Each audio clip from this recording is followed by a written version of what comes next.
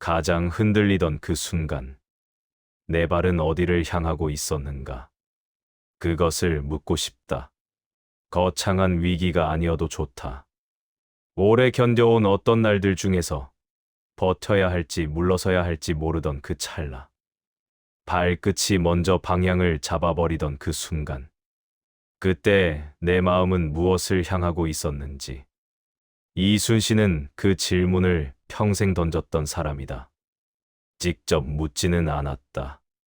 글로 남기지도 않았다. 하지만 그가 끝내 선택하지 않았던 것들이 그가 어디를 향하고 있었는지를 조용히 말해준다. 오늘 우리가 이야기하려는 것은 그것이다. 어떤 선택이 옳았고 어떤 선택이 틀렸는지를 말하려는 게 아니다. 위기 앞에서 사람의 마음이 어떻게 움직이는지, 그 방향이 무엇을 남기는지, 그것을 함께 바라보려고 한다. 1592년, 봄이 채 가기 전이었다. 바다에서는 연기가 피어올랐고, 육지에서는 소식이 쏟아졌다. 처음에는 멀리서 들려오는 소리처럼 여겨졌겠지만, 그 소리는 점점 가까워졌다. 성 하나가 무너지고, 또 다른 성이 무너졌다. 그리고 마침내, 수도가 위태롭다는 말이 들려왔다. 수도를 지키겠다는 말이 있었다.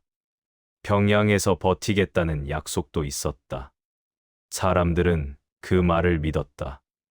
오래된 약속처럼, 당연한 사실처럼. 버티는 사람이 있다면 흩어진 마음도 다시 모인다. 기준이 있다면 흔들려도 돌아올 자리가 있다. 사람들은 그것을 믿고 남아 있었다. 그런데 그 말이 접히기 시작했다. 평양에 오래 머물지 않았다. 떠날 채비가 시작됐다. 그리고 어느 순간 더 멀리 가겠다는 방향이 정해졌다. 강 하나를 건너면 이 땅을 벗어나는 곳. 압록강이라는 이름이 그 문장 안에 들어 있었다. 말이 입 밖으로 나오는 순간 세상이 달라진다. 어떤 말은 선언이 되고 어떤 말은 방향이 된다. 그리고 어떤 말은 그 말을 들은 사람들의 마음 한가운데에 균열을 만든다. 압록강을 건너겠다는 말이 그런 말이었다. 그 말을 들은 사람들이 있었다. 그들은 믿었던 자리를 지키고 있던 사람들이었다. 뒤에 남아서 버티던 사람들, 살던 곳을 떠나지 못한 사람들, 혹은 떠나지 않기로 한 사람들, 어떻게든 이 땅에 발을 붙이고 있던 사람들.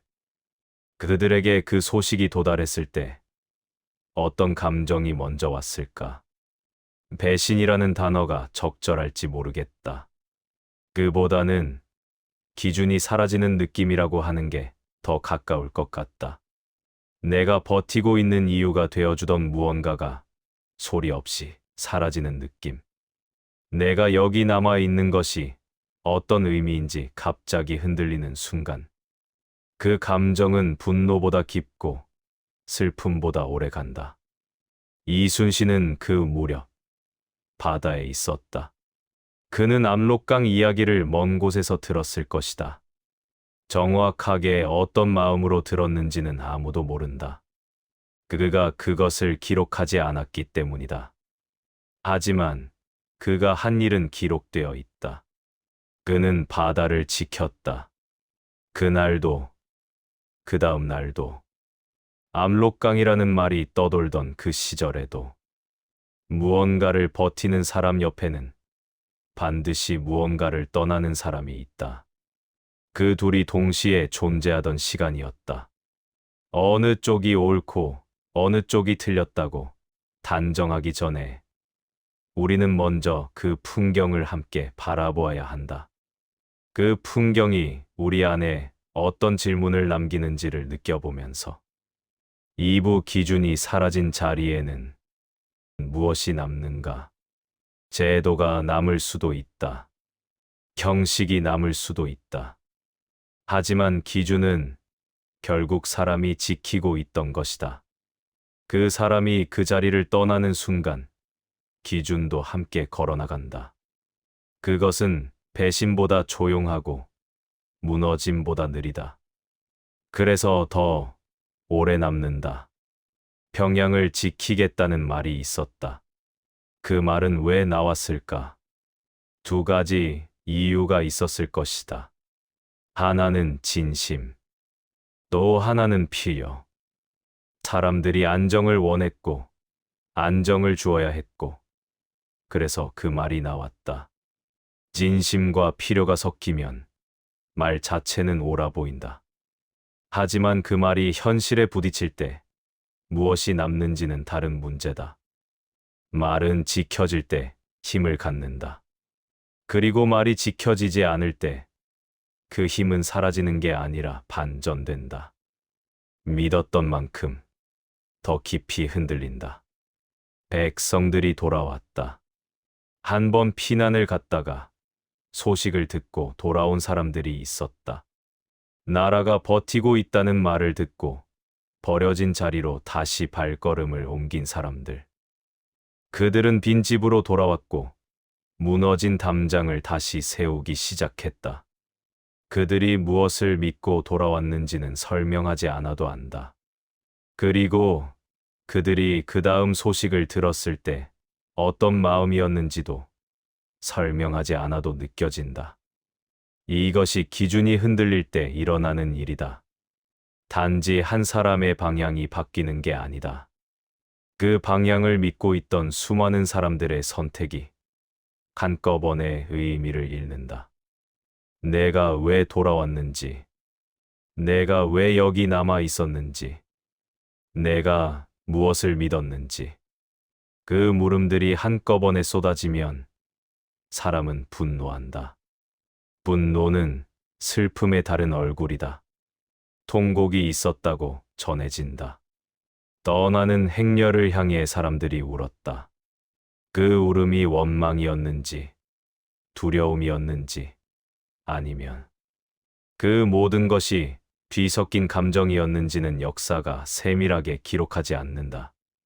다만 사람들이 그 자리에서 울었다는 것만은 남아있다. 울음은 무력한 사람들의 마지막 언어다. 막을 수 없을 때, 막아달라는 말을 할 수 없을 때, 몸이 먼저 반응하는 방식. 그것이 통곡이다. 그 통곡 소리가 어디까지 들렸는지는 모른다. 하지만 그 소리는 분명히 울려 퍼졌을 것이다. 행렬 속에 있는 사람들에게도, 행렬 밖에 서 있는 사람들에게도, 그 소리를 들었을 때 각자의 마음이 어떻게 반응했는지는 그 이후의 선택이 말해준다. 이순신은 그 시절 여전히 바다에 있었다. 통곡 소리를 들었는지 모른다. 행렬이 어디를 향하는지 알았는지 모른다. 하지만 그가 한 일은 변하지 않았다. 그는 수군을 정비했다. 전열을 가다듬었다. 그리고 다음 싸움을 준비했다. 이것이 어떤 의미인지를 말로 설명하는 것은 조심스럽다. 이순신이 더 옳았다고 말하려는 게 아니다. 다만 같은 위기 앞에서 어떤 사람은 발의 방향을 바꾸고 어떤 사람은 발을 제자리에 두었다. 그 차이가 무엇에서 비롯되는지를 함께 바라보고 싶은 것이다. 그것은 용기의 크기가 아닐 수도 있다. 두려움의 유무가 아닐 수도 있다. 어쩌면 자신이 무엇 앞에 서 있는지를 아는 것과 모르는 것의 차이일 수도 있다. 내가 무엇을 지키고 있는지를 아는 사람은 발이 쉽게 움직이지 않는다. 한부세자를 남기고 자신은 더 멀리 가겠다는 판단이 있었다. 이것을 어떻게 읽어야 할까? 전략이라고 볼 수도 있다. 한 곳에 집중된 위험을 분산시키는 방법, 나라의 연속성을 보존하기 위한 결정. 그렇게 읽으면 논리적으로 이해할 수 있다. 하지만 그 판단을 지켜본 사람들의 눈에 그것이 어떻게 보였는지는 논리와는 별개의 문제다. 남겨진 세자는 어떤 무게를 짊어졌을까? 아직 어렸던 그가 어른들의 판단 속에 혼자 남겨지는 그 순간, 그것이 그에게 무엇을 의미했는지는 기록이 충분하지 않다. 하지만 우리는 상상할 수 있다. 남겨진다는 것의 의미를 우리는 알기 때문이다. 어떤 선택은 그 선택을 한 사람보다 남겨진 사람에게 더 큰 흔적을 남긴다. 떠난 사람은 떠남으로써 다음을 준비할 수 있다. 하지만 남겨진 사람은 남겨짐 속에서 그 무게를 혼자 감당해야 한다. 그것이 의도된 것이든 불가피한 것이든 남겨진 사람에게는 똑같이 무겁다. 이것은 그 선택이 잘못됐다는 말이 아니다. 다만 어떤 판단이 내려질 때 우리가 잘 보지 못하는 것이 있다는 말이다. 결정을 내리는 사람의 눈에는 상황이 보인다. 지도가 보이고 경로가 보이고 가능성이 보인다. 하지만 남겨지는 사람의 눈에는 지도가 없다. 방향이 없다. 그저 그 자리만이 남는다. 기준을 지키는 것의 어려움은 거기에 있다. 그것은 한 사람의 결심으로 되는 일이 아니다. 함께 있는 사람들이 있어야 한다. 기준이 서 있는 자리에 다른 사람들도 함께 서 있어야 한다. 혼자 남겨진 기준은 기준처럼 보이지 않는다. 그냥 홀로 서 있는 사람처럼 보인다. 혼란 속에서 처형이 있었다고 전해진다. 이름을 부르지 않겠다. 어떤 명분이었는지도 세밀하게 말하지 않겠다. 다만 위기가 깊어질수록 내부의 균열이 극단적인 방향으로 표출된다는 것. 그것은 그 시절만의 이야기가 아니다. 무너지는 것들이 있을 때 사람은 무언가에 책임을 돌리고 싶어진다. 그 충동은 자연스럽다. 하지만 그 충동이 행동이 될 때 무엇이 남는지는 또 다른 문제다. 분노는 방향이 없을 때 가장 위험하다. 그리고 기준이 사라진 자리에서 분노는 방향을 잃는다. 이순신의 기록 중에 이런 것이 있다. 싸움이 끝난 후 그는 쓴다. 오늘도 바람이 불었다고, 바다가 거칠었다고, 부하 중 몇이 다쳤다고, 내일의 일을 생각했다고. 감정의 폭발이 없다. 자신의 분노를 기록하지 않는다. 누군가를 원망하는 문장을 남기지 않는다. 이것을 감정이 없어서라고 읽어서는 안 된다. 그는 충분히 감정을 가진 사람이었다. 어머니를 잃은 슬픔, 아들을 잃은 고통, 억울함 속에서 옥에 갇혔던 시간들. 그 모든 것을 겪은 사람이었다. 하지만 그는 기록 안에서 자신의 감정을 결론으로 만들지 않았다. 감정은 거기에 있었다. 다만 그것이 방향을 결정하지는 않았다. 타부의 압록강이라는 이름이 갖는 무게를 다시 생각해본다. 그것은 단지 강의 이름이 아니었다. 이 땅의 끝이었다. 그 강을 건너면 다른 땅이 시작된다. 다른 언어가 있고 다른 질서가 있다. 거기서는 왕이라 해도 이 땅의 왕이 아니다. 그 강을 건너겠다는 말은 그래서 단순한 이동의 언어가 아니었다. 그것은 포기의 언어였을 수도 있다. 혹은 생존의 언어였을 수도 있다. 아니면 너무 오래 버텨온 끝에 더 이상 버티는 법을 모르게 된 사람의 언어였을 수도 있다. 어느 쪽이든 그 말이 밖으로 나오는 순간 그것을 들은 사람들에게 어떤 의미로 도달하는지는 말한 사람이 통제할 수 없다. 말은 한 번 입 밖으로 나오면 다시 돌아오지 않는다.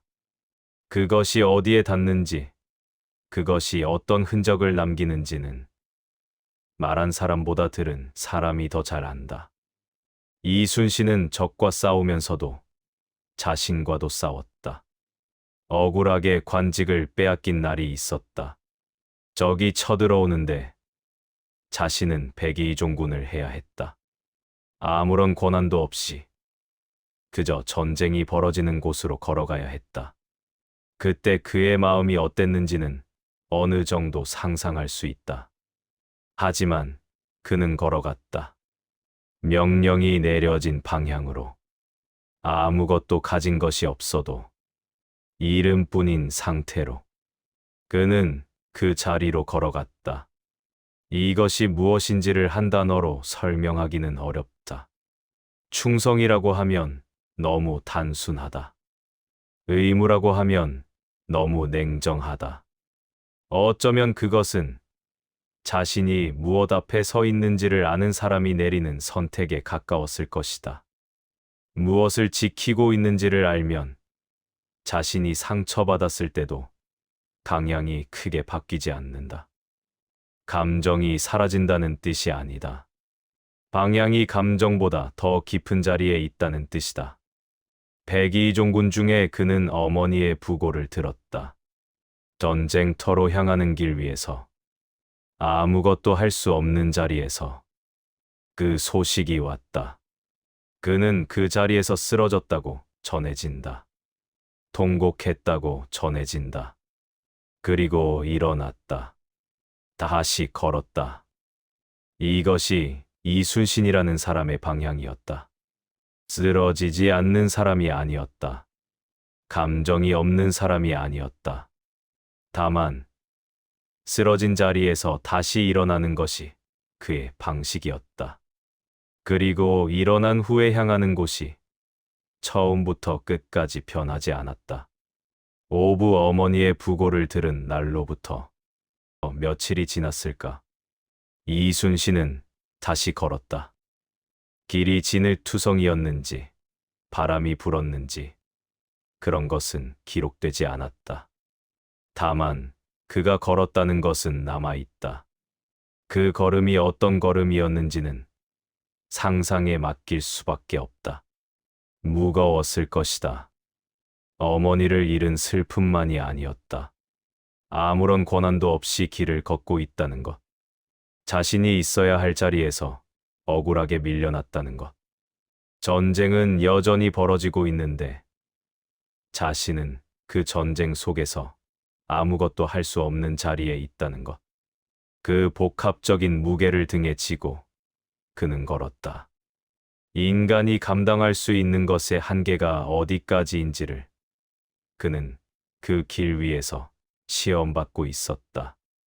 어떤 사람들은 그 한계 앞에서 멈춘다. 더 이상 걷지 않는다. 걷는 것을 포기하는 것이 아니다. 그냥 발이 더 이상 앞으로 나아가지 않는다. 몸이 먼저 알아버린다. 지금 이것은 내가 감당할 수 있는 것이 아니라고. 그 반응은 약한 것이 아니다. 자연스러운 것이다. 다만 이순신은 그 자리에서도 계속 걸었다.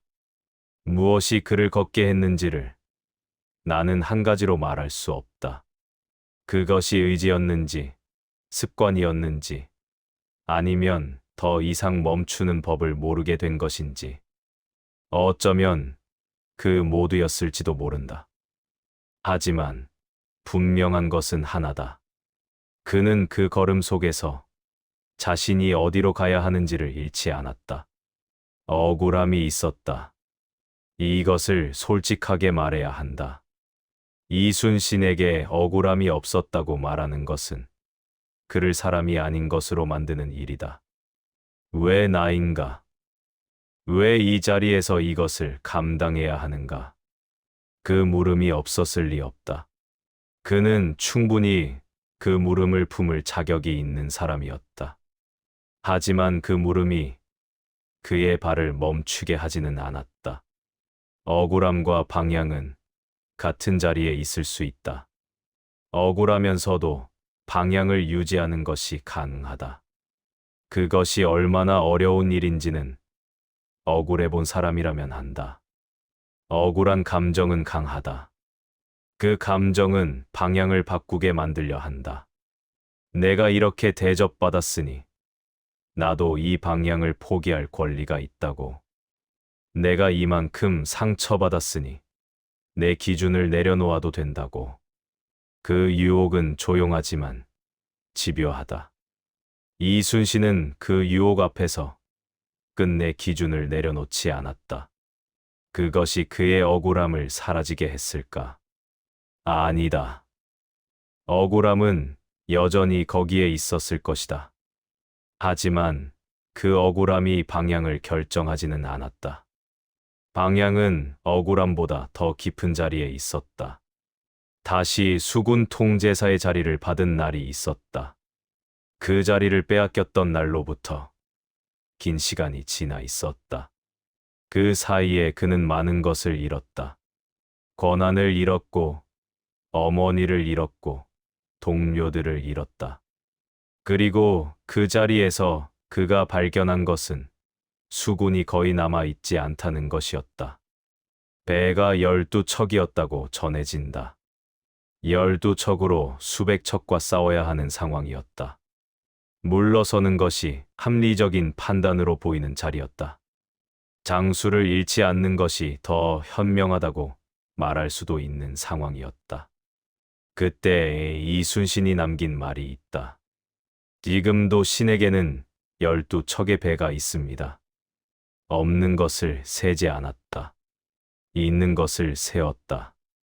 이것이 그의 방식이었다. 위기 앞에서 무엇이 사라졌는지를 보는 눈이 아니라 지금 내 손에 무엇이 남아있는지를 보는 눈. 그 눈이 그를 다시 바다로 이끌었다. 그리고 그 12척은 이겼다. 어떻게 이겼는지의 상세한 전술은 여기서 중요하지 않다. 중요한 것은 그것이 가능하다고 믿은 사람이 있었다는 것이다. 숫자를 보고 물러서지 않은 사람이 있었다는 것이다. 압록강을 향하던 마음과 12척을 향하던 마음. 그 두 마음이 같은 위기 안에 있었다. 어느 쪽이 더 옳았는지를 말하려는 게 아니다. 다만 남은 것이 달랐다. 육부. 왕이 떠날 때 기준도 함께 사라진다고 했다. 그것은 어느 한 시대만의 이야기가 아닐 것이다. 조직에서도 그런 일이 있다. 가정에서도 그런 일이 있다.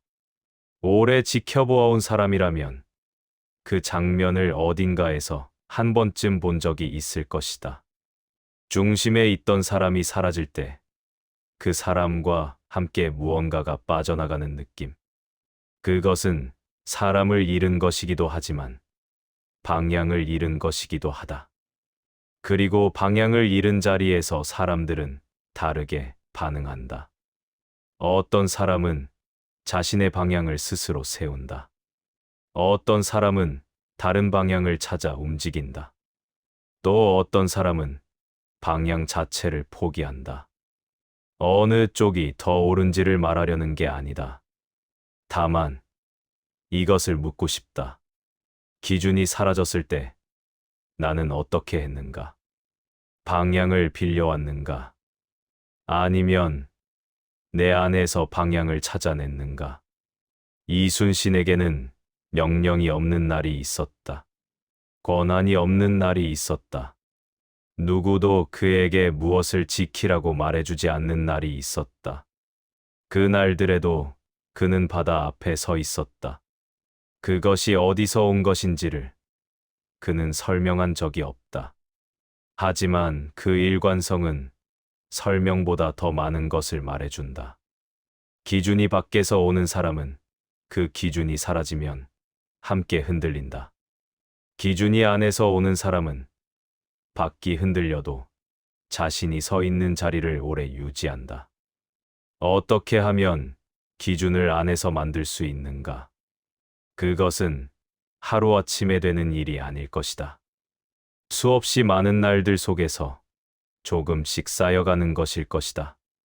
작은 선택들이 쌓이고 그 선택들이 방향이 되고 그 방향이 어느 순간 스스로를 지탱하는 기준이 된다. 이순신의 바다가 그런 자리였을 것이다. 그는 그 자리에서 하루하루를 쌓았다.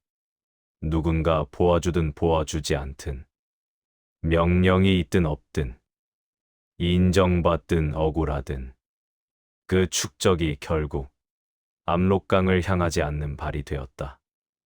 6부. 사람들이 통곡할 때 이순신은 무엇을 느꼈을까? 그 통곡이 그에게도 닿았을 것이다. 멀리 바다에 있어도 어떤 소식은 반드시 닿는다. 백성들의 분노가 얼마나 깊었는지, 믿었던 것이 무너질 때 사람이 어떻게 되는지, 그것을 그는 알았을 것이다. 그리고 그 알미, 그를 더 깊이 바다에 붙들어 두었을지도 모른다. 기준을 지키는 이유 중 하나는 자신을 위한 것이 아닌 경우가 있다. 내가 여기 서 있지 않으면 이 자리를 바라보고 있는 사람들이 흔들린다는 것을 알 때, 내가 방향을 잃으면 내 방향을 보고 있는 사람들이 방향을 잃는다는 것을 알 때, 그 알미 때로는 피곤한 발을 다시 일으켜 세운다. 이것은 희생을 요구하는 말이 아니다. 모두가 그렇게 해야 한다는 말도 아니다. 다만 어떤 사람들은 그렇게 살았다는 것. 그것이 그들의 방식이었다는 것. 그리고 그 방식이 역사 속에 어떤 흔적을 남겼는지를 함께 보고 싶은 것이다. 전쟁이 끝나기 직전 마지막 전투에서 이순신은 세상을 떠났다. 그 죽음이 어떤 죽음이었는지에 대해서는 여러 이야기가 있다. 하지만 그가 그 마지막 전투에서도 바다에 있었다는 것, 그것만은 분명하다. 처음 그가 바다 앞에 섰을 때부터 마지막까지 그의 발이 향한 곳은 언제나 그곳이었다. 압록강이 아니라 바다였다. 이것이 무엇을 의미하는지를 한 문장으로 말하는 것은 그의 삶을 좁히는 일이 될 것이다. 그냥 그 방향을 오래 바라보는 것으로 충분하다. 마지막 부. 이 이야기를 처음부터 따라온 사람이라면 이제 무언가를 느끼고 있을 것이다. 이순신이 옳았다는 결론이 아니다. 선조가 틀렸다는 판단도 아니다. 그보다 더 오래 남는 것이 있다. 위기가 찾아올 때 사람의 마음이 먼저 움직인다는 것. 발이 향하기 전에 마음이 먼저 방향을 잡는다는 것. 그리고 그 방향이 무엇을 향하고 있는지는 그 사람이 오래 무엇을 지켜왔는지에 달려 있다는 것. 압록강을 향한 마음이 있었고 바다를 향한 마음이 있었다. 두 마음 모두 두려움 앞에서 나온 것이었다. 두 마음 모두 살아남으려는 욕구 안에서 나온 것이었다. 어느 쪽도 인간으로서 낯설지 않다. 다만 두 마음이 남긴 것은 달랐다. 한 마음은 통곡을 남겼고 한 마음은 신뢰를 남겼다. 한 마음은 흩어진 사람들의 기억 속에서 지워졌고 한 마음은 수백 년이 지난 지금도 누군가의 마음 안에 살아있다. 무엇을 지켜왔는가? 얼마나 오래? 그것이 위기의 순간에 발이 향하는 곳을 결정한다. 우리 각자의 삶 안에도 그 순간들이 있었을 것이다. 크고 거창하지 않아도, 누가 기록하지 않아도, 아무도 보지 않았어도 그 순간에 내 마음이 어디를 향했는지, 내 발이 어느 쪽으로 기울었는지, 그것은 사라지지 않는다. 작은 선택들이 쌓여 방향이 되고 그 방향이 쌓여 어떤 사람이 된다. 그리고 어떤 사람이 되어 있는지는 진짜 위기 앞에서 비로소 드러난다. 이순신이 바다를 지켰던 것은 그날 갑자기 그런 사람이 된 것이 아니었다. 그 전에 수많은 날들 속에서 조용히 그 방향을 유지해온 사람이었기 때문이다. 그 이야기를 오늘 여기서 함께 바라보았다. 오늘 하루 어딘가에서 아주 잠깐, 지금 내가 서 있는 자리와 내 마음이 향하고 있는 방향을 조용히 한번 느껴보.